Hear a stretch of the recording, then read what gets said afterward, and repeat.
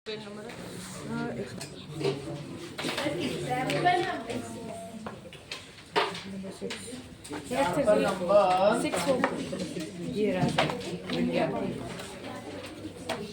Example number 7 पे आओ।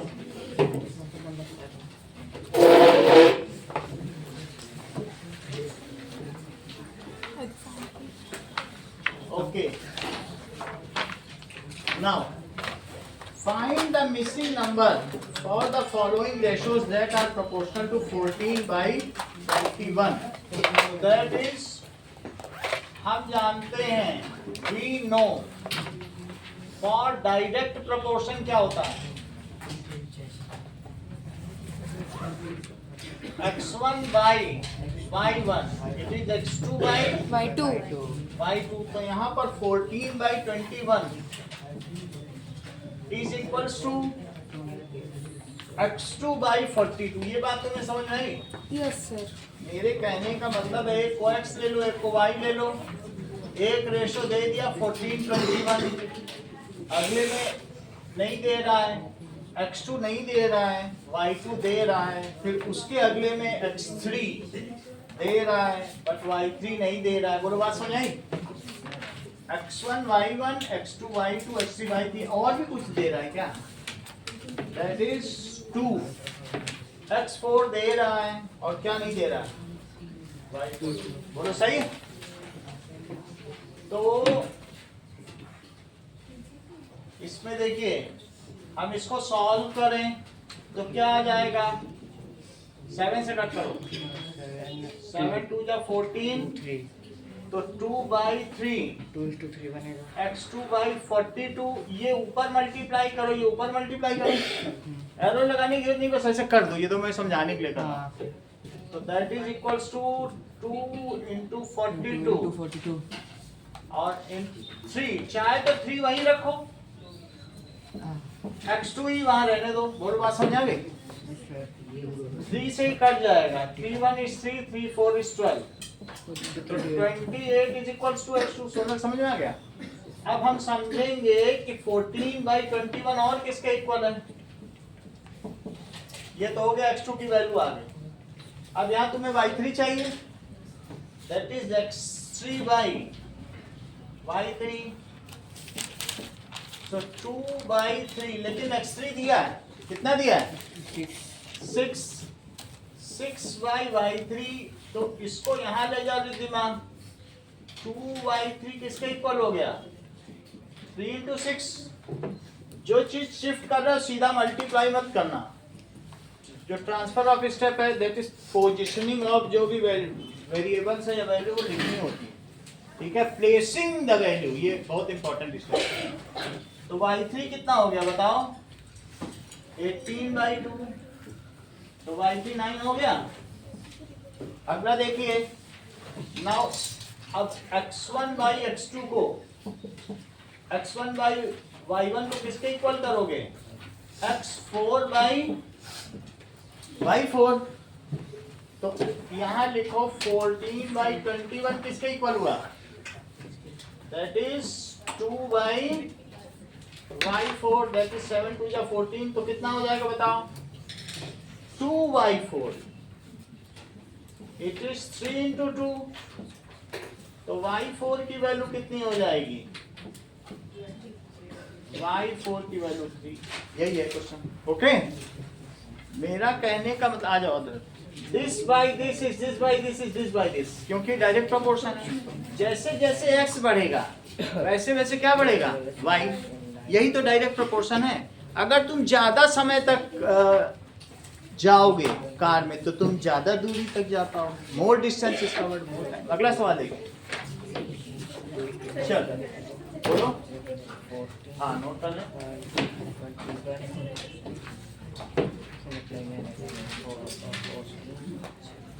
जिन्होंने कर लिया है वो आगे देखिए कि एक कॉफी मेकर है। अगला सवाल देखो, निकालो बुक, कॉफी मेकर वाला पेज निकालो, वो कॉफी बना रहा है, फिल्टर कॉफी। कहाँ गया? पेज कौन सा है? 164। पेज 164 निकालो।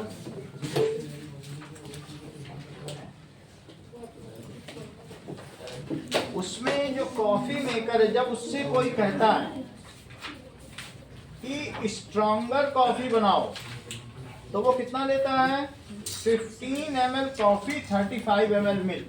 ऐसा स्ट्रॉन्गर कॉफी के लिए करता है। तो उसमें कॉफी के कितना परसेंटेज रहेगा और मिल्क कितना रहेगा? 15 ml क्या लेगा और 35 ml क्या लेगा? स्ट्रॉन्गर। हाँ,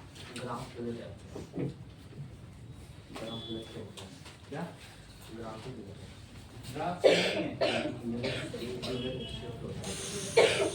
तो उसी जिसमें है तो उसी पे करो। अगर ये ग्राफ के हिसाब से, कई बार बाहर से भी इसमें जीरोक्स करने पे वो 0.9 उसको कम कर देता है ना, साइजिंग कम कर देता है, ऐसा भी होता है। जीरोक्स में ये फर्क रहता है, जो ओरिजिनल ग्राफ उसमें नहीं रहेगा। आप उसे करो। ये देखो, अब आगे क्वेश्चन देखिए। अगर कोई लाइटर कहता है तब वो क्या करता है बताइए? लाइटर कॉफी,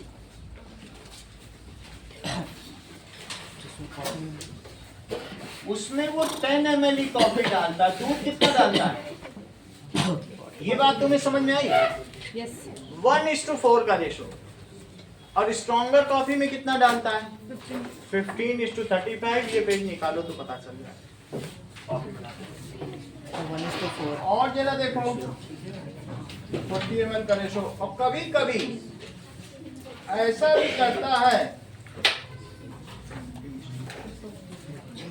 देखो अब इसमें थोड़ा सा मैं अंतर करूंगा। ये यूजुअल कॉफी, एक अब आएगी स्ट्रॉन्गर, सबसे ऊपर है। स्ट्रॉन्गर अगर किसी ने कह दिया उसको, तो वो कॉफी कितनी लेगा? यार पढ़ के बताओ। 20 ml। 20-30 का रेशो रहेगा। 20 ml कॉफी और 30 ml मिल्क। मेरा कहने का मतलब है 2:3 का रेशो है ना? 20-30। और जबकि ये उतना अच्छा रेशो नहीं है, इसमें ये चीज इससे डबल से भी ज्यादा है, और ये 4 गुने से ज्यादा है। जितना दूध ज्यादा डालोगे लाइटर बनेगी कि नहीं? अच्छा, ये डबल से थोड़ी ज्यादा है, और ये डबल भी नहीं है, मतलब डबल भी नहीं है, ज्यादा कॉफी है कि नहीं? तो 3 तरीके की कॉफी वो बनाता है। एक यूजुअल, एक कहता मुझे जरा स्ट्रॉन्ग दे दो, तो 2:3 का रख लेगा। ओके, मेरा कहने का मतलब है कि अगर मैं तुमसे कहूं कि amount of coffee upon amount of milk, तो ये रेशो यहाँ पे कैसा है स्ट्रॉन्गर के लिए? 20/30 ml काट देना। और जबकि यहाँ पे रेशो बताओ यूजुअल, जो सबको वो बना के दे रहा है, तो that is amount of coffee. अब मिल्क का शेयर बोलो क्या रेशो है? अगर जो सबको बना के दे रहा है बिना पूछे, लेकिन अगर लाइटर वाली बना कर दे रहा है, तो अमाउंट ऑफ कॉफी और अपॉन अमाउंट ऑफ मिल्क। इतनी बात तुमको समझ में आ गई कि क्या रेशो है? 3 तरीके के रेशो। अब आगे बढ़ते हैं। मान लीजिए in the following table shows the different ratio. तुमको ये बताना है कि ये जो 300 को 600 में मिला रहा है वो कौन सी कॉफी है? ऐसी कोई कॉफी है क्या? तो स्ट्रॉन्ग वाली है। 20-30 300 रेगुलर हो सकती है, स्ट्रॉन्ग हो सकती है कि लाइट हो सकती है। स्ट्रॉन्ग। देखो इससे सिंपल रेशो क्या बन रहा है बताओ? 2:3। 2/3। 2/3 का रेशो बन रहा है। इससे कौन सा बन रहा है? 5 से कट करो। 1/4 बन रहा है। 5 3 जा 15, 3/7। 3:7। और इससे क्या बन रहा है? 1/4। 1:4। ठीक है। Different ratio mixes, right in each column if coffee is stronger or lighter than the regular coffee. ये जो रेशो दिए गए हैं ना, वो इससे मेल खाते हैं ना इससे, ना इसके बीच के हैं। तो अब तुम्हें बताना है कि ये यूजुअल से ज्यादा लाइटर है कि क्या है। क्वेश्चन समझ में आ गया ना? कि अगर मैं तुमसे कहूं कि पहला क्वेश्चन देखो, amount of coffee upon amount of milk, कितनी कॉफी ले रहा है 300 ml, और मिल्क कितना ले रहा है 600 ml ले रहा है। सही है? तो ये कितने का रेशो हो गया 1:2। ओके, 1:2 का क्या मतलब हुआ? तुम इसी को सोचो, 3 से 2 में डिवाइड करते हो तो कितना आता है? कभी किया है? 1 2 बनेगा। 0.67 आता है क्या? नहीं किया कभी? कर लो 3 से 2 में डिवाइड करना है। चलो पॉइंट लगाया, 0 बढ़ाया तो 3 6 या और 2 तो कितना है बताओ? 3 6 या 18, तो 0.666 आएगा। तुम 0.666 ही लिख लो। अच्छा अब 7 से 3 में करो तो क्या आएगा बताओ? कितना आएगा? 7 3 से That is decimal लगाया और 7 4 जा 0.42 और फिर 2 बच गया तो 7 2 जा 40, तो कितना आ गया बताओ? 0.42 आ गया। यहाँ पर 0.25। तो इसमें जो कॉफी पर लीटर मिल्क का ये रेशो नीचे जिससे डिवाइड करते वो चीज पर लीटर हो जाती है या पर ml हो जाती है। जिससे भी तुम टाइम से डिवाइड कर दोगे तो वो पर सेकंड हो जाएगा। ऐसा होता है कि नहीं? मान लो जैसे 10 किलोमीटर 2 सेकंड में चला या 2 आवर में, तो जब डिवाइड कर दोगे तो पर आवर आ जाता है। तो तुम चूंकि मिल्क से डिवाइड कर रहे हो।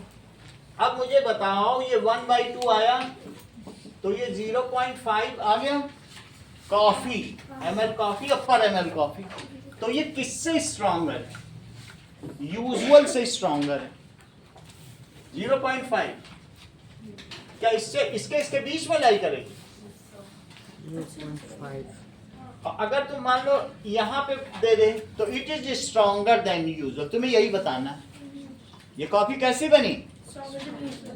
यूजुअल से स्ट्रॉन्गर। यही लाई करेगा कि नहीं? Drift much coffee. ये दिस इज ये कॉफी अपॉन मिल्क है। कॉफी बाई मिल्क का रेशो है। और किसमें? ml/ml। कितने ml और पर ml? बोल बात सही है? तो ये क्या चीज हो गई सोनल? Stronger than. दूसरा तुम सोच के बताओ कैसे करो।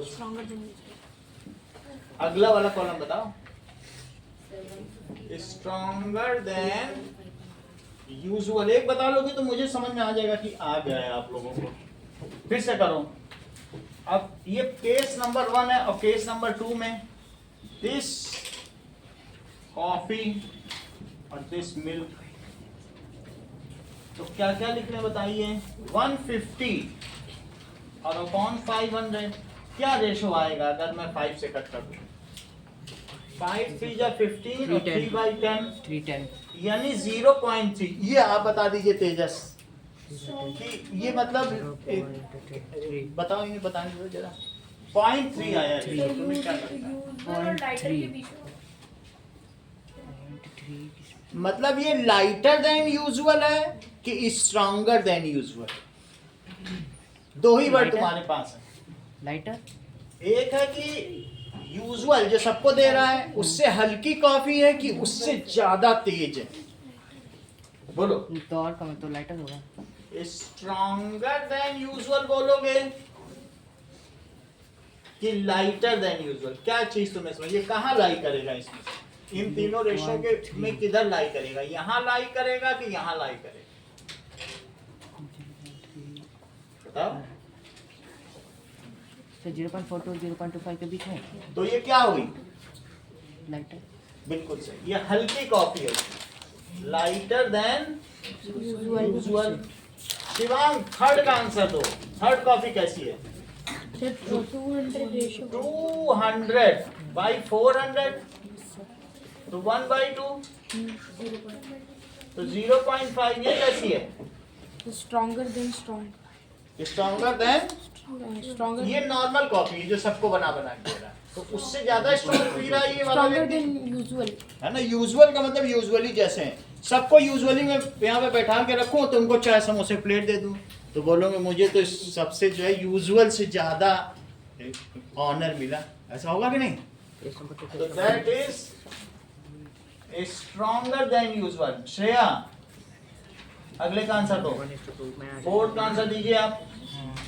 24/56 बताइए किससे कट करोगी? कट करो 2 से करो, 4 से कर लेती। 4 6 जा 24, 4 1 is 4 और 4 4 जा 16, फिर 2 से करो 3/7। अब कौन सी दे रहा है? यूजुअल है, 3/7 यूजुअल कॉपी 0.42 सही है। अगला बताओ यूजुअल हो गई 0.42 प्रियांश 100 और 300 का बताइए। वो सब तो तुम कर लोगे, मुझे बताओ कॉफी कैसी है? 3 तरीके के कॉफी का चित्र बना हुआ है तुम्हारी बुक में, एक यूजुअल है, एक स्ट्रॉन्गर है, एक लाइटर है। लाइटर बीच वाली है, तो बताओ कुछ तो आंसर दो भाई। 4 से जा रहा है 56 ये 2 से जाएगा अमाउंट ऑफ कॉफी 7 0.0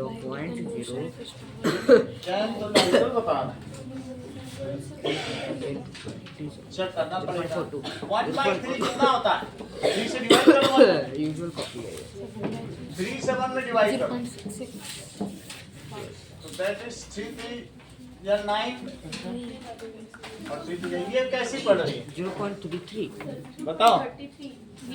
सही है। 33 नहीं बोलो, 0.3 डेसिमल के बाद अलग अलग बोलो। सब यूजर और लाइटर के बीच में पड़ रही है। तो मतलब चीज़ पे 3 और है, कम है, तो lighter than usual. Lighter lighter than lighter than usual, usual stronger than बीच लाइटर। में नहीं बोलो, बोलो lighter than usual, lighter than usual. और उसमें बोलोगी स्ट्रॉन्गर देन यूजुअल। सही है? कोई ना बिल्कुल सही नाप नहीं करता, बस थोड़ी सी और बढ़ा देता है, एक में थोड़ी कम कर। फिर स्ट्रॉन्गर देन लाइटर। अरे स्ट्रॉन्गर देन लाइटर ना बोलो, सब चीज यूजुअल के रेफरेंस फ्रेम में बोलो।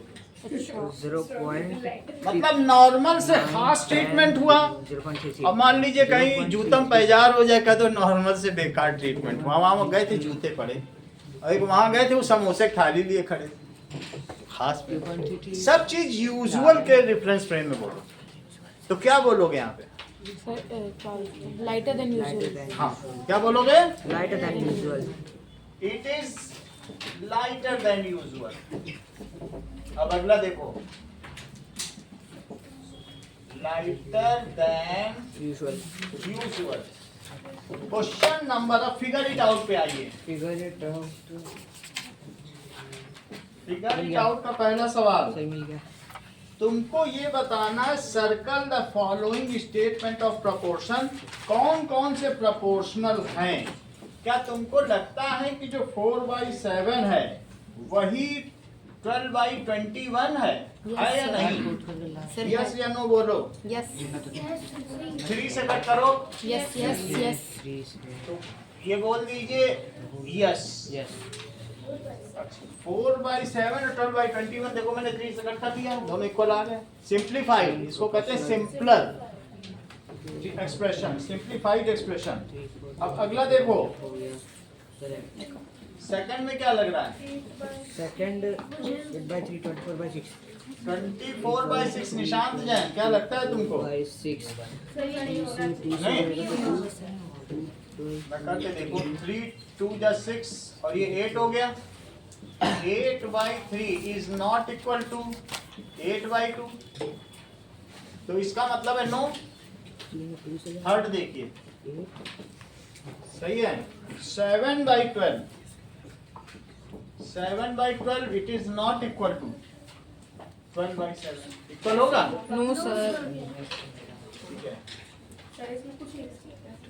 इक्वल नहीं मतलब नॉट इक्वल, ऐसे लिख दो नॉट इक्वल। ये भी नॉट प्रोपोर्शनल, प्रोपोर्शनल ज्यादा ठीक है। नॉट प्रोपोर्शनल ये चैप्टर किसका है? Relation proportional. प्रोपोर्शनल रीजनिंग और यस प्रोपोर्शनल। अगला देखो, 21/6 क्या ये इक्वल लग रहा है? तुम दोनों को अलग अलग सॉल्व करो। 21/6 को जरा सॉल्व करो 2 से करके। 3 2 जा 6 और 3 7 जा। अब दूसरा भी सॉल्व करो, ये भी एक अच्छा मेथड है जो मैं बता रहा हूँ। 35/10 इसको तुम 5 से कट करो। 21 5 से कट करो, और 35 10 30 सही है। तो both are proportional, 3 7 both are 5 7 5 3 sir दोनों तो प्रोपोर्शनल आ रहे हैं 7/2 8 अब ये देखो फिफ्थ देखिए 12 18 12 18 को जरा सॉल्व करो। 6 2 6 3 2 3 2/3 और अगले वाले को भी सॉल्व करो। ये भी एक अच्छा तरीका है। तो तुम इसको किससे करोगे फिर कट? 2 से कर पाओगे क्या? कि 4 से भी कर सकते हो। तो 7/3 क्या लगता है? 4 से बोथ आर नॉट प्रोपोर्शनल। नहीं आएगा, आर दे प्रोपोर्शनल? नहीं ज़्यादा है नहीं। तो बोथ आर नॉट प्रोपोर्शनल। अगला देखिए, इसी तरीके से 6th भी देखो 24/8 तुम्हें क्या लगता है? 24/8 हाँ 3 काट के देख लीजिए 8 से। 3 1 हो तो सही जाएगा है सर यस मैम और 9/3 कहाँ हो होगा? जाएगा 3 1 सर कट जाएगा ना अच्छा अच्छा, 3 1 ये तो दोनों सेम आ गए। Both are proportional. देखो बोथ आर। अगला देखो गिव 3 रेशो। हेमंत तुमको ऐसे 3 रेशो बताने हैं जो 4/9 के। हाँ बताओ। सर 8/18 7/9 को बता रहे हो, ये कैसे? तो 4/9 सर अच्छा 4। 4/9 हाँ तो 8/18 सही है। और बोलो। सर 12/27 और बोलो। 16/36 तीनों ही सही। देखो जब तुम किसी चीज से मल्टीप्लाई करते हो तो रेशो बदलते नहीं, ऐड नहीं करना। 37 चलो इस चीज को लिखें।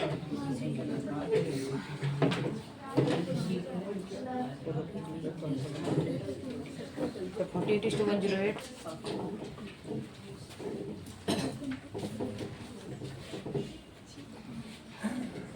तो इसमें 48:108 भी आएगा। ये देखना पड़ेगा। सेकंड क्वेश्चन 4:9 में इफ, ठीक है, डाल देता हूँ। Numerator and denominators are multiplied by same number then ratios are proportional. तो if numerator and denominator are multiplied या डिवाइड कर दो by same number then ratios are proportional। अब चल, यानी अगर मैं a/b कहूं और 2a/2b तो क्या ये सेम होगा? और 4a/4b ये सब सेम है। a+2 और b+2 करूंगा तब नहीं सेम है। अच्छा 4/9 को किसके इक्वल करोगे? That is 8/18। तो 4/9 48:108 और एक और जैसा कि हेमंत ने बताया कौन सा? 4 से मल्टीप्लाई भी किया था ना। हाँ 16/36 अगला सवाल देखें, question number 3। so 3/4 Find the missing number for these ratio that are proportional to 18/24। So for direct proportion बोलो x1/y1 किसके इक्वल होता है? x2/y2 तो ये मुझे बताओ 18/24 को सोनल किसके इक्वल लिखोगी? देख के बताओ। 3/x 3/y2 3/4 बिल्कुल सही तुमने बताया। लेट मत किया करो सोनल, फिर वो सही नहीं लगता है। सर जो डायरेक्ट करते हैं उन्हें डायरेक्टली नहीं काट सकते? कुछ काटना नहीं, ऐसे ही करना, यही तरीका ही है डायरेक्ट। अभी तुम्हें अगले बुक में इनवर्स प्रोपोर्शन सिखाया जाएगा। ये पार्ट 1 लिखा है, प्रोपोर्शन अभी पूरा नहीं है, यही चैप्टर 1 कंटिन्यूएशन में है। समझ आई बात के लिए? यही चीज पढ़ेंगे, लेकिन वहाँ x1 by y1 is equals to y2 by x2 हो जाएगा। इसका पहला चीज भाई बहुत आसान। एक चीज बढ़ाओ, अगर मान लो यहाँ बच्चों की संख्या ज्यादा हो गई तो राशन कम दिन चलेगा कि ज्यादा दिन चलेगा, हम दे ये चीज ऐसे भी रेशो होते 4 हैं। के बराबर हो जाएगा। ये तुम्हें समझ आ गया? इसी को ही है, बस ये चैप्टर वहाँ बढ़ सही जाएगा। है, सही है। तो y2 कितना हुआ बताओ? 4 by 18। इसको 6 से कट किया और इसको कट करो 6 4, तो y2 कितना हुआ? हाँ 4 आया 2। कितनी बात तुम, हाँ बोलो, पूछना है कुछ? दैट इज y2 की वैल्यू कितनी हो गई? अगले वाले को निशान जान निकाल के रखो। सेकंड नंबर है हमारा 18 by 24 is equal to 12 by x 12 by x y2 okay 18 by 2 निकल जाएगा y2 बराबर 12 क्यों तुझे हिंदी में गिनती नहीं आती क्या? 12 6 18 3 8 24 y2 बराबर 16। तो आंसर हमारा आ गया 12/16। क्या है तेरे? आप चारों साइड को लिखो कितना कितना इक्वल है, पाइथागोरस थ्योरम लगाओ। आ गया। उस सवाल का वेटेज से देखो कितने नंबर का है। आसान सवाल नहीं ना? ना पास। 24 plus 24 48 240 plus 42 टोटल करिए, टाइम को चेक करेंगे। 240 plus 42 48 चलो 240 plus 42 अब देखो 228 88 y2 it is equal to 4 आ गया। अब एक फिर से करो divided by 18 x1 by y1 it is equal to x3 by y3। अच्छा तो दैट इज, अभी फिर से सोनल तुम्हें ही बताना है। मैं एक अच्छा ये सोचता हूँ 3 में सीख जाओ। आएगा, समझ गया। अगला बताओ क्या लिखें? समझ गया। 18 by 24 is 12 by 2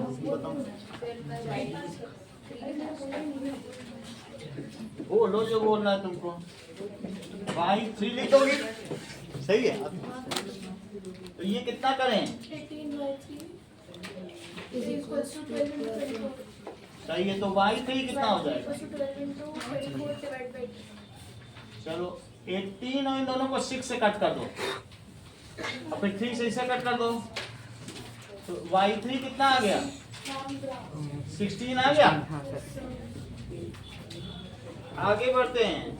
Hemant, Yes, ये मुझे बताओ, अब x1 by y1 को x4 by y4 18 by 24 is equals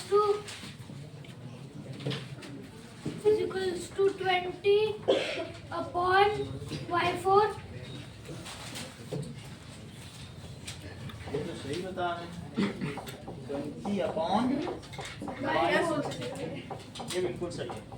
सब इसमें x ही x दिए हैं, y दिया ही नहीं। 18 y4 is equals sir to y sir सब में y पूछा है।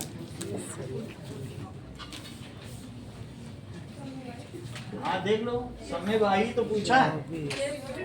अब इसको करो 6 से कट करो, 6 4 जा 24, 6 3 जा 18, कुछ कटेगा और कुछ भी नहीं कट रहा है। तो y4 कितना हो गया?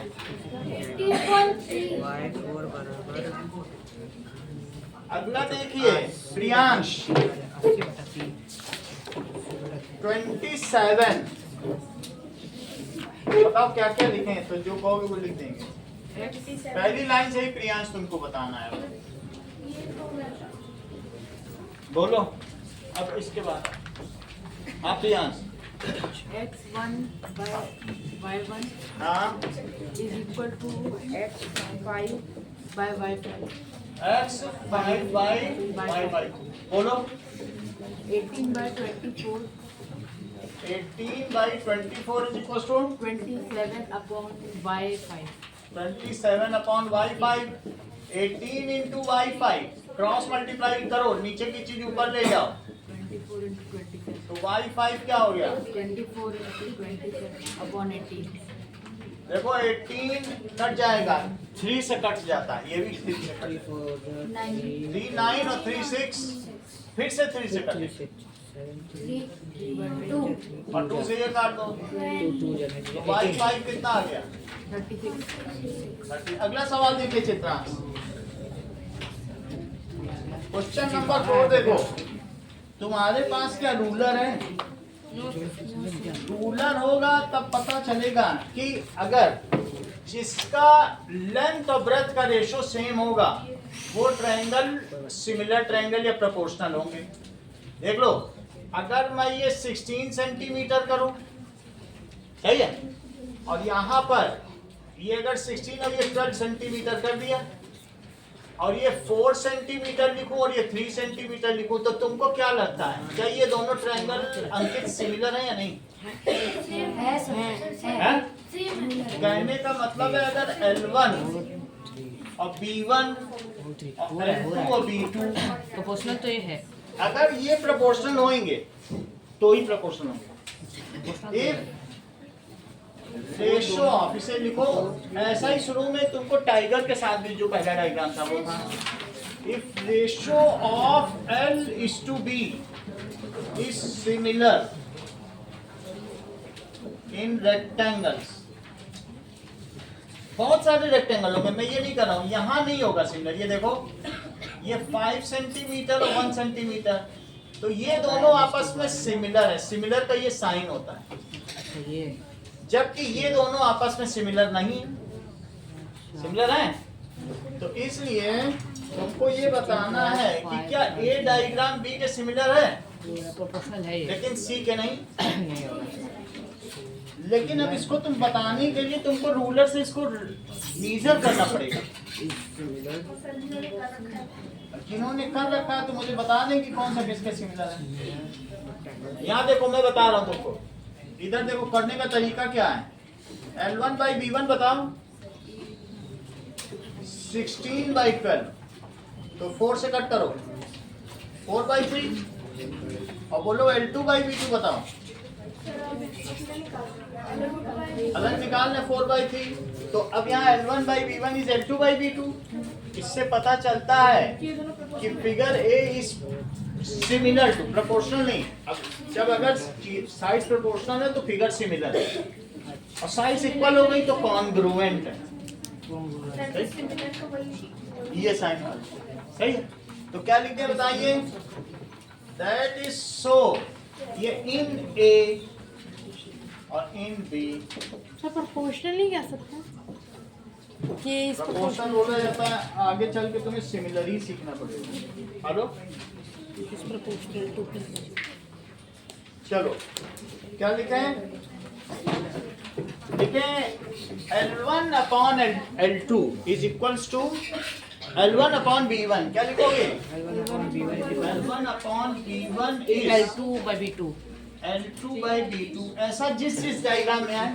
अब जरा तुम L3 और B3 देखो C में, तो दिस इंप्लाइज, देखो Shreya, that is rectangle A is similar to, तुमको सिमिलर लिखना है तो तुम सिमिलर लिख दो, और नहीं तो ये साइन है। बोलो, बात समझ में आई?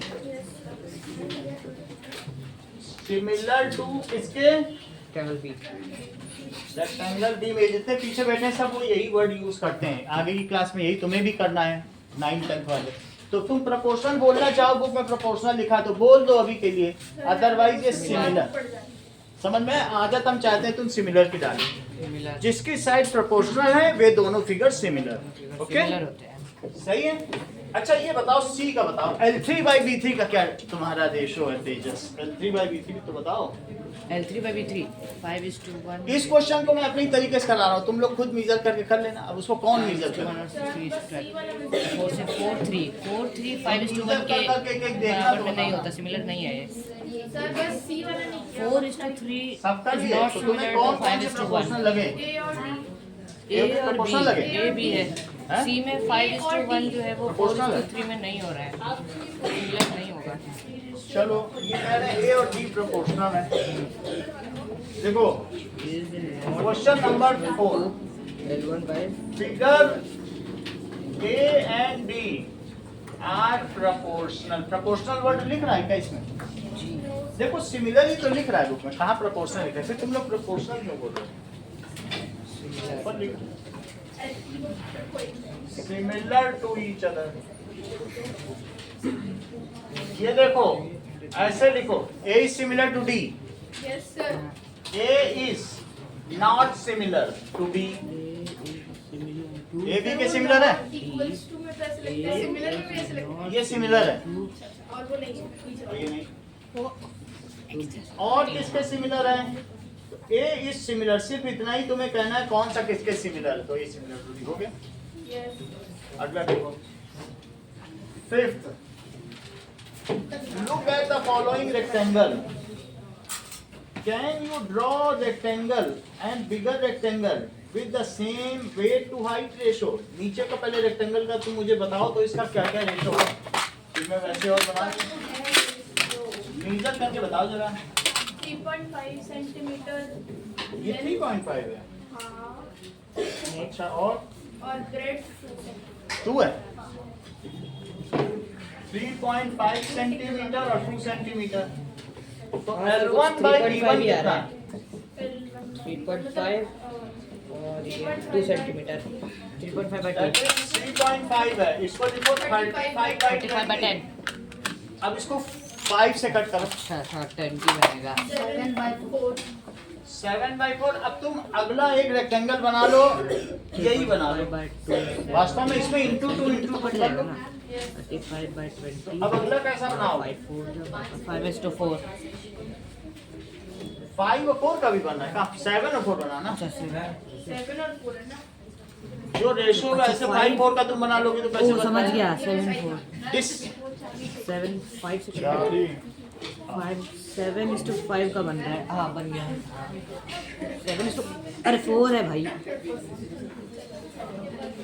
क्या लिख रहा हूँ यार, 4 देख के 5 लिख दे रहा हूँ।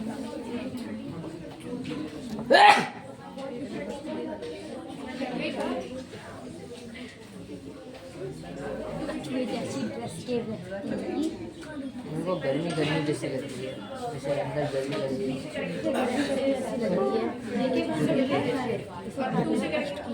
2 से करो, 3 से करो, कुछ भी करो तुम। अब देखो मैंने दोनों में 2 से मल्टीप्लाई कर दिया, अपने आप ही ये 7/4 है। ये 2 से ही तो मल्टीप्लाई है, हो रहा है। तो लिखो 7 सेंटीमीटर और 4 सेंटीमीटर, इतना कर दोगे यही है आंसर बस। 6 देखो, 6 में number of grey bricks upon number of red bricks बताओ। ये मैंने नहीं दी। अभी काउंट करो ना, 7 4 ग्रे ब्रिक्स। ग्रे ब्रिक्स 1 2 3 4 5 6 7 7 16 16 9 25 कितनी कितनी 4 5 3 33 हाँ? 33 कौन सी? 33 ग्रे 33 ग्रेड 6 6 12 12 18 18 रेड है। अच्छा 18 रेड है, ये कुछ किया नहीं जा सकता, 3 से कट जाएगा। हाँ तो कितना हो गया? 11/6। 33 बटा सेकंड में काउंट करो कितना। 3 से जाता है, इसमें 3 से जाता है 11/6। तो तुम देखो किसमें क्या रेशो है, किसमें ज्यादा लाल ईंटें लगी हैं। सेकंड में देखो। B is to 1 2 3 4 5 6 7 लाल नहीं लगी सर, ऑरेंज लगी है इसमें। 15 1 2 3 4 5 6 7 8 9 10 11 12 13 14 15 1 2 3 4 1 2 3 4 5 6 1 2 3 4 5 6 बताओ, तुम तो कैलकुलेट कर रहे हो, मेहनत नहीं करना चाहिए। 48 वाली रेड से हाँ जो ग्रे 70 सर, ये तो टेलीस्टोन कुछ 48 है 48 सर, ऑरेंज वाली। एक दिन में इसका 4 गुना कर दो। 48 रेड है सर, 48 रेड है। तो ये सिंप्लीफाई नहीं हो सकता, it is the simplest. 71 by तो 48. दोनों को आपको रेशो बताना था. 48. Try to give the ratio. It is the simplest form. ये कैसी फॉर्म है? Simplest simplest form.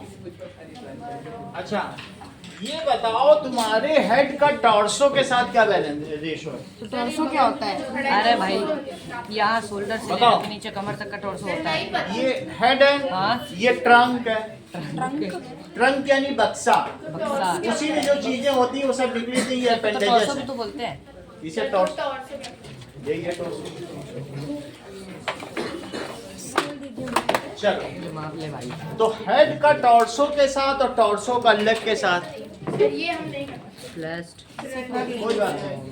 चलो, सर और इस देखो. इमेज में बने आदमी का ही ले ले क्या हाँ? मेजरमेंट? इसी का मेजरमेंट ले ले क्या? सर जो पिक्चर है उसी का फोटो बनाया. पिक्चर में ले लें और उससे पता चल जाएगा. अब ये भाई देखिए, अरे मेरी स्केल उठा ली. मेरी है. अगर ये बॉडी है अच्छा अच्छा हाँ. किसी की, इसको कहते हैं टॉर्सो. और ये टॉर्सो में ये क्या होता है? टॉर्सो हाथ. ये आर्म्स हो जाएंगे. आर्म्स. टॉर्सो में ये आर्म्स होगा. ये देखो. और फिर ये इसके साथ ऊपर क्या हुआ? हेड हो गया. और उसके बाद इसके साथ ये क्या हुआ? लेग हो गया. मेरा कहने का मतलब अगर तुम 10 डायग्राम बनाओ तो तुमने ये टॉर्सो बना लिया और तुम सोचो कि लेग ऐसे बना दें तो वो एक कार्टून हो जाएगा. और सर ऐसे बना दें, हाथ ऐसे ऐसे बना दें. तो अगर तुम्हें रियलिस्टिक फिगर बनाना है तो तुमको कैसा बनाना पड़ेगा? आर्म्स ऐसी आनी चाहिए. सबसे बड़ी आर्म्स जो थी वो किसकी थी? राम की. आजान भुज सरचाप धर. उनकी जानू तक हाथ आते थे, इसलिए कहा जाता आजान भुज. कहाँ तक आते थे? और सरचाप धर संग्राम जित खर दूसरा खर दूसरा को मार दिया था. संग्राम. ये पढ़ा हुआ है कि नहीं? तो हम लोगों की में से किसी की जो अवतार होगा उसी की जानू तक आएगी. अदरवाइज किसी की नहीं आती. हम लोगों में आजान भुज आती है किसी की? खड़े होकर देख ले. इतनी बात तुमको समझ में आ गई? तो लेकिन फिर भी अगर नहीं भी आती है तो यहाँ तक तो बीच तक तो आए. ये तुम्हारे घुटने यहाँ तक आना चाहिए. ठीक है, इतना बात समझ में आ गई? अब जरा देखो. So we should have head, torso, arm sir ये किसी बच्चे को खाएगा. और साथ में ये एक तरीके की एक्टिविटी है. इससे ज्यादा कुछ नहीं सर तो हम ही करने. करना नहीं है. मैं तुमसे पूछा जाएगा. And you measure with your friends. Are they having similar ratio? Yes, they are having the थोड़ी है. हाँ? लगभग सबका ऐसा ही है. हाँ, किसी किसी का क्या होता है? किसी लेग्स की लंबे height होते हैं ऐसे तो फिर ऐसा देखो. अंग्रेज के जैसे अब देखो, बगल में छोटी सी. अब हम लोग देखेंगे trairashika. Trairashika. Yes, The rule of three. Rule of 3 देख लें. सर तो उसमें क्या होता है? दोनों साइड वाले को डिवाइड करते हैं. जो सिंपलेस्ट फॉर्म आती है बीच वाले से मल्टीप्लाई कर देते हैं. लो, इनको पहले से ही पता है सब. सर वही करते हैं. ट्राई रेसिका, क्लास में. Trairashika. The rule of 3. The rule of three. Rule of. कल और आपकी शाम की क्लास होगी फिर सुबह की सर होगी. सुबह का टाइम चेंज हो गया ना आपको पता नहीं. नहीं. 8:20 हो गया. मतलब 8:20 से जाओ. कब हो गया? कब हो? 8:20 से अभी तुम मैसेज देखते हो. सर 8:20 से 2:40 हो गया. ग्रुप 2:40 हो गया. पहले वाले टाइम हो गया.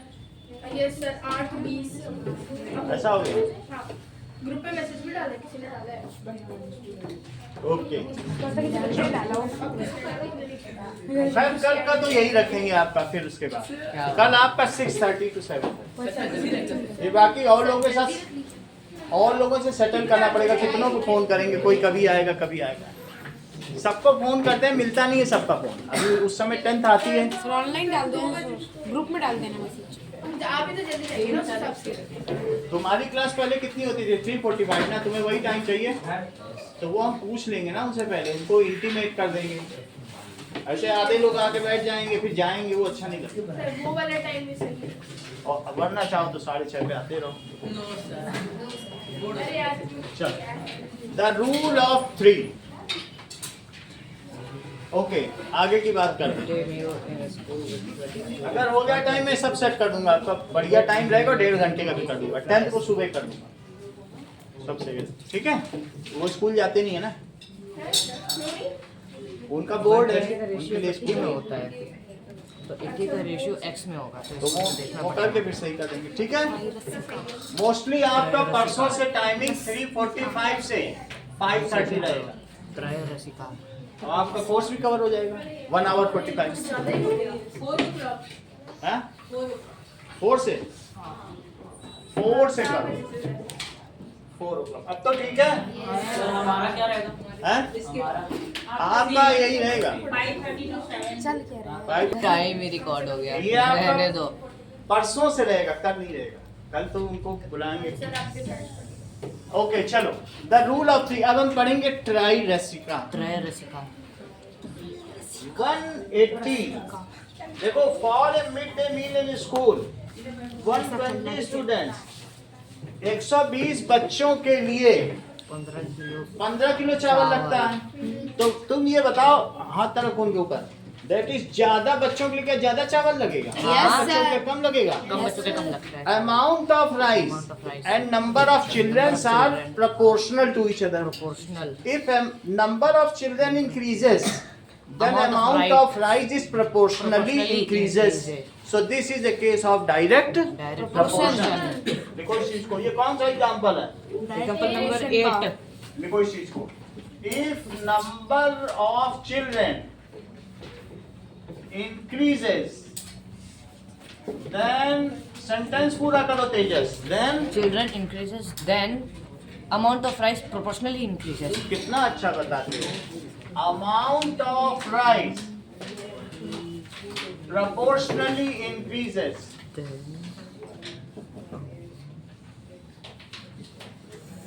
Increases. चित्रांश इसके आगे बोलो। So it is.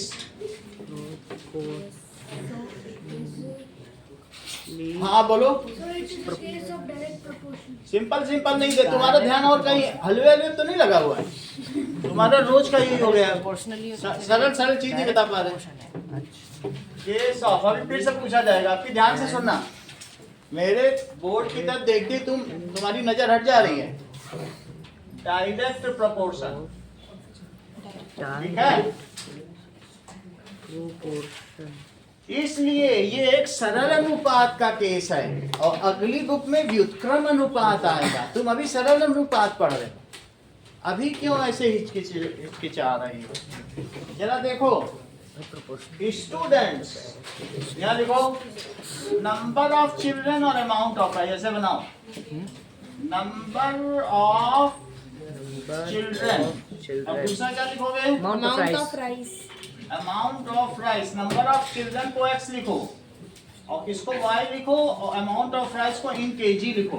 और नंबर ऑफ चिल्ड्रन को कुछ लिखने की जरूरत नहीं है, वो तो x है, नंबर है। वो तो एक ही रहेगा। ये बताओ, X by Y 120 बच्चों के लिए तेजस Y kg। कितना किलो चावल लगेगा? 120 15 किलो तो तुम मुझे ये बताओ, अगर बच्चे किसी बारिश की वजह से एक दिन 80 आया है। देखो रेनी डे था, 80 बच्चे आए हैं, तो बताओ मिड डे मील में कितना चावल तो बना इसमें आपको X लेना पड़ेगा। 10 होने चाहिए शायद। तो तुम इसे लिखो y2। Y2 हाँ Y2 बनेगा ये। x1 by x2 सब लिख चुके हैं ऊपर। 120/15 आया था इस proportional x1 by y1 80/x। सही है। रिद्धिमा बताओ, फीड करो भाई और लोग। इसको बताने वाले हैं तो वाले में 125 125 हाँ, is equals to 80 by y. G 80 by Y2 120 into y2। ये तो Y2 बनेगा ना। सही है। 120 Y2 is equals to 80 into 15। अच्छा बताया है। 120 होता है। Y2 is equals to 80। 40 से कर दो। एक सेकंड 80 सही है। 15/120 से करेंगे तो 4 से तो क्या जाएगा करोगे? 4 3 जा 4 तो अगर 80 बच्चे आए तो कितना किलो आएगा? 10 kg. For 80 students या 480 children 10 kilo rice is needed. ये लिखना पड़ेगा इसका हाफ सर 10 आ गया देखो फॉर यहाँ केजी लिख लो 10 kg राइस होगा ना फॉर 80 students 10 kg राइस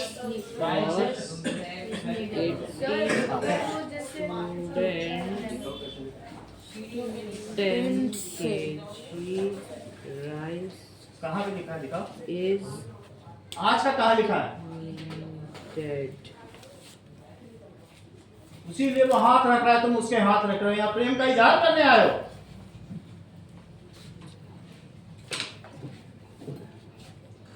बहुत तेज मारता हूँ, हॉस्पिटल पहुंच जाओगे। इतनी बात तुमको समझ में आ गई? Yes, sir. 10 kg rice is 10 kg rice needed. अगला क्वेश्चन देखो कि अगर A is to B किसके इक्वल है? C is to D। इसका मतलब क्या है? कि A by B किसके इक्वल है? is equal to C by D C by D। अगर तुमको यहाँ से D पता करना है तो कैसे पता करना? Sir, A into D is equals to C C into into B. B, तो D किसका इक्वल हो गया? C into B. C into B. ठीक है, यही लास्ट में लिखी पढ़ो। B B C by A लिखा है कि नहीं? D निकालने के लिए चलो। C में Yes, sir. A से भाग अब देते हैं आगे देखिए। सर डाउट है सर। हाँ बोलो बोलो। सर जैसे इसमें मतलब वो रूल ऑफ थ्री वाले में अब यहाँ पे जैसे लिखा हुआ है 120 ratio 15 is proportional to 80 ratio जैसे लिखा हो हाँ, तो मतलब रेशियो में लिखा हो तो कैसे करें? 120 ratio 15 is to is to 80 80 is to फिर वहाँ पे क्वेश्चन क्वेश्चन मार्क है, तो इसको लिखो x1 is to y1 is to x2 is to y2। ये चीज ही x1 by y1 है और ये चीज इक्वल है और ये x2 by y2 है वही चीज। इस तरह से भी लिख सकते हो, इस तरह से भी, तुम्हें क्या पसंद आ रहा? एक ही चीज है, लेकिन सॉल्व तो तुम ऐसा नहीं कर सकते ना। नहीं सॉल्व बिना इसके नहीं कर पाओगे। ठीक है, फिर उसका भी होता है कि जैसे 120 और 80 मतलब 120 को 80 से डिवाइड करेंगे मतलब हाँ। और फिर उसके बाद जो आंसर आएगा उसको 15 से मल्टीप्लाई इसका मतलब है this by this is this by this. ऐसे ही समझो, ज्यादा मत समझो, कॉम्प्लिकेट ना करो चीज को। बस this by this is this by this, बाकी की अलजेब्रा तो तुम्हारे हाथ में है कि नहीं? आपका ratio this by this is this by. फिर से समझो, 4 is to 3 is equals to 8 is to 6 is equals to 12 is to, इसमें दो दो से मल्टीप्लाई करते जाना, इसमें भी 4 में 8 इसमें भी 2 3 इसमें क्या क्या 12 is to 9 8 12 9 4 3 जा 12 और 3 3 जा 12 is to 9 सही। आगे देखो, अगला सवाल देखिए, example number 9। A car travels 90 kilometer in 150 minutes. So if distance increases, तो क्या बढ़ता है बताइए?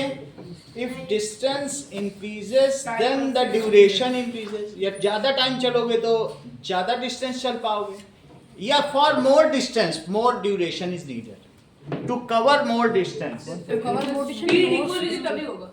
To cover 150 मिनट्स है more distance, more duration is needed। इतनी बात तुमको समझ में आ गई? Yes, sir. अगली लाइन बोलो, इसका आगे क्या लिखें? इसकी अगली लाइन क्या होगी आशीष? 150 upon 9. बोलो रिद्धिमा। सो हाँ बोलो, so it is case of. ये जरूर लिखना, इस पे मार्क्स हैं, क्योंकि अभी तुम इनवर्स प्रोपोर्शन पढ़ोगे इसी के पार्ट 2 में, तो हर सवाल में ये लिखने के ही मार्क्स हैं, तभी तुम्हें शुरू करना है। So it is case of और डायरेक्ट प्रोपोर्शन। सही है? अच्छा ये बताओ 50 किलो चावल, 50 किलो चावल है। मान लीजिए अगर 100 बच्चे आते हैं तो राशन 100 बच्चे राशन 4 दिन चल रहा है। दिस इज x1 और दिस इज y1 अगर 200 बच्चे आ गए तो राशन कितने दिन चलेगा? गुना 2 8 2 दिन चलेगा। ये सही बता, क्योंकि राशन तो उतना ही है, तुमने डबल पार्टी कर ली। सबसे पहले चित्रांश से बताया कि भाई अगर बच्चे बढ़ेंगे तो राशन कितना चलेगा? कम। राशन तो तुम्हारे रसोई में राशन है हाँ तो फिर कितना चलेगा? 4 दिन तक तुम्हारे पास है। अगर तुम 50 बच्चे लाओ 8 दिन चल जाए, आधे कर दो। मतलब आप समझ गए ना कि ये 2 डेज ही चलेगा। इतनी बात तुमको समझ में आ गई? यस। अगर बच्चे डबल हो गए तो क्या करना पड़ेगा बताइए? मेरा कहने का मतलब है कि अगर इनका मल्टीप्लाई करो सर वही ना, अगर x और इसका मल्टीप्लाई करो, किसका मतलब है? That means this into this is this into this. x1 into y1 it is x2 into this is the case of inverse proportion। एक चीज बढ़ती है तो दूसरी घटती है। ये तुम अगले बुक की पहले चैप्टर में पढ़ोगे। अच्छा यहाँ पे क्या पढ़ रहे हो? x1 by y1, ये तुम direct proportion proportional to x2 और वहां पे क्या होता है? मान लीजिए, फिर से समझो इस चीज को तब आगे बढ़ेंगे। डिस्टेंस क्या होता है? स्पीड किसी को पता है क्या formula? Yes sir, distance Speed is equal to distance by time. Is equals to distance by time. Distance upon time. तो डिस्टेंस क्या होती है? डिस्टेंस आप बताइए। स्पीड Distance इनटू होता टाइम। डिस्टेंस क्या होती है? Speed into time. मेरा कहने का मतलब है तुम 300 किलोमीटर की डिस्टेंस है, टाइम सही है? Speed into time. अब मुझे बताओ ये डिस्टेंस है और तुमने स्पीड रखी 100 किलोमीटर, बहुत तेज तुम कार चलाते हो, तो तुमको कितना टाइम लगेगा इस डिस्टेंस को कवर करने? बोलो। 100 किलोमीटर की रफ्तार से कार चला रहे हो, यहां से जयपुर जाना चाहते हो 300 किलोमीटर, 100 किलोमीटर पर आवर की स्पीड है। अच्छा 1 घंटे में तुम 100 किलोमीटर चल लेते हो, तो इतना तुम जयपुर कितनी देर में पहुंचोगे? 3 घंटे में। अच्छा, तुमने कर दी है 150 की स्पीड, बोले नहीं मुझे तो जयपुर जल्दी पहुंचना है, तो बोलो कितनी देर में? 2 घंटे। मेरा कहने का मतलब है तुम्हारे कार की स्पीड 60 ही है, तुम सोचो बड़े आराम से चलेंगे और ढाबे में खाना खाते चलेंगे, तो बताओ कितना? क्योंकि तुम्हें 300 चलना है, तो 5 into 60 करो। हर घंटे तुम 60 चल रहे हो, 5 घंटे चलते रहो 60 60 60 60 60 पहुंच जाओगे। बोलो समझ आई बात की नहीं? यानी 5 आवर्स। तो क्या तुम्हें ये लग रहा है this into this speed into time, क्योंकि डिस्टेंस थोड़ी ना बदलेगी कि तुम तेज चलोगे तो जयपुर और दूर भागता चला जाएगा। जयपुर और दूर नहीं, जयपुर वही है। वही है। तो इसलिए this into this is this into this is this into this। if the speed increases तो टाइम डिक्रीज डिक्रीजेस। लेकिन हमारा जो फार्मूला है वो डिस्टेंस और किसका है बताओ? ड्यूरेशन। डिस्टेंस और टाइम का है, वो प्रोपोर्शनल है क्योंकि स्पीड यूनिफॉर्म। ये अगले चैप्टर में आए। देख समझो इस चीज को, x1 into y1 ये क्या चीज है बताओ? x1 into y1 की कितनी वैल्यू आई जरा करके देखो, क्योंकि तुम्हारे स्कूल में चल रहा होगा इसलिए बताना। और ये देखो x2 into y2 करो, 150 into 2 और यहाँ करो x3 into, तो क्या लिखोगे? 16 to 5 क्या लिखोगे? if speed increases increases then less time is required। एक बढ़ रही तो दूसरी घटती जा रही है। This is the case of inverse. ये बता दे इनवर्स, ये व्युत्क्रम अनुपात का केस है। Hence, the formula is x1 into y1 is equal to x2। सब 300 आ गया, क्योंकि ये डिस्टेंस है, डिस्टेंस थोड़ी ना बदलेगी। डिस्टेंस That is 300 और यहाँ की कितना आ गया? 300। बोलो बात समझ आई? ये चीज अभी मैं नहीं पढ़ाने वाला हूँ, मैं बता रहा हूँ कि 2 चीज होती है। तो डायरेक्ट प्रोपोर्शन और उसका कंट्रास्ट क्या होता है वो समझ में आ गया। अभी आज का आखिरी सवाल इसे कर लें फिर आपको छोड़ दें। दैट इज एग्जांपल 9 देखो तो क्या क्या लिखे, this is the case of direct proportion, समझ में आ गया। नाउ ये कुछ नहीं है, ये फालतू की चीज है, बस तुमको समझाने के लिए कि एक ऐसी भी चीज होती है कि एक बढ़ती है तो दूसरी घटती है। ये लिखा हुआ है, आप उसको अलग से लिख लें, but this is something different. ये कौन सा केस है? Inverse proportion. Inverse proportion. कभी कभी स्कूल में क्या होता सर है इसका फॉर्मूला वो है x1 और वहां अपॉन है और वहां इनटू है। मान लो स्कूल में शुरू हो गया तो तुम अपना इसके आधार पर पूरा चैप्टर ही कर सकते हो, नहीं पढ़ा तो यही है ना। पार्ट 2, ये पार्ट 1 लिखा है कि नहीं लिखा? पार्ट 1 है। चलो अब हम आगे बढ़े। So this is direct proportion. Now Chitransh,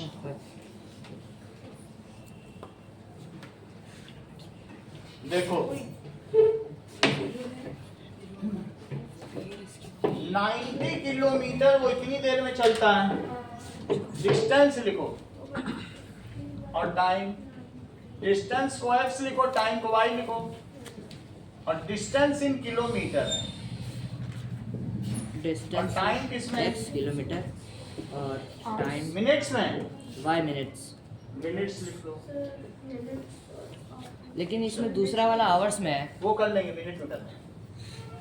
चलिए, मेरा कहने का मतलब है कि 90 किलोमीटर कितनी देर में चलना है? 150 90 में मिनट। 150 मिनट। अच्छा ये बताओ कि 4 घंटे में कितना चलेगा, तो अब ये 4 घंटा यहाँ लिखा जाएगा। 4 आवर्स कितना होता है बताओ? Sir 240 minute. सही कह रहे हो, क्योंकि 1 आवर में कितने मिनट? 60। तो दिस इज 240 मिनट। और ये मैं यहाँ अनाउंस कर चुका हूँ कि डायरेक्ट प्रोपोर्शन का केस है, ज्यादा चलना है तो ज्यादा टाइम चाहिए। केरला जाना चाहती तो और टाइम चाहिए, अमेरिका जाना चाहती तो और ज्यादा टाइम लगेगा और बढ़ जाएगा, और मंगल ग्रह में पहुंचना। वो और ज्यादा हो जाएगा। 240, ये वाला 240 है। अच्छा ये दिस इज, हाँ वो X. सफर करवाएंगे Y2 x1 y1, x1 y1 तो ये x2 बनेगा। सही है। Yes. x1 by y1 it is x2 by y2, अब की वैल्यू प्लेस करो। x1 by y1 is equal to x2 by y2 90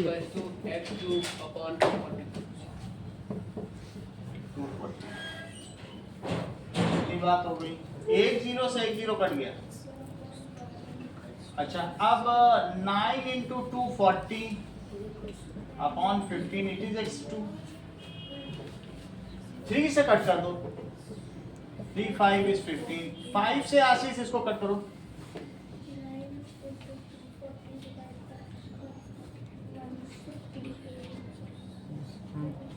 3 sir किसे?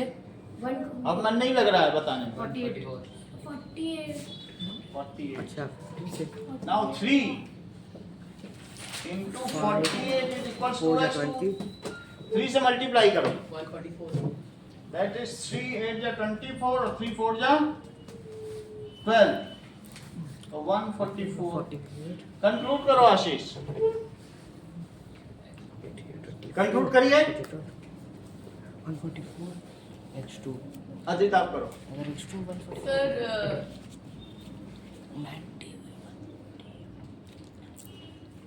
रिद्धिमा करिए। the carbon covered 144 kilometers and 240 minutes. Cover 144 kilometre, उसने लिखा ही नहीं तो कैसे बोलेगा? वो वहां प्रेम का इजहार करने आया था, 8th में गया नहीं, अभी बड़ा हुआ नहीं है, वो लिख ही नहीं रहा है, दिल्लगी करने में उसका समय उसका मन लग रहा है, और इतना डम है कि कितनी बेसिक चीज नहीं बता पा रहा। 44 किलोमीटर विल कवर 144 किलोमीटर कितनी देर में? 240 minutes और 4 hours. 4 आवर्स। पूरी बात समझ आ गई? अच्छा 4 तो दिया हुआ था यहाँ पे 4 आवर्स। कितना बच जाएगा? मैं 10 एग्जांपल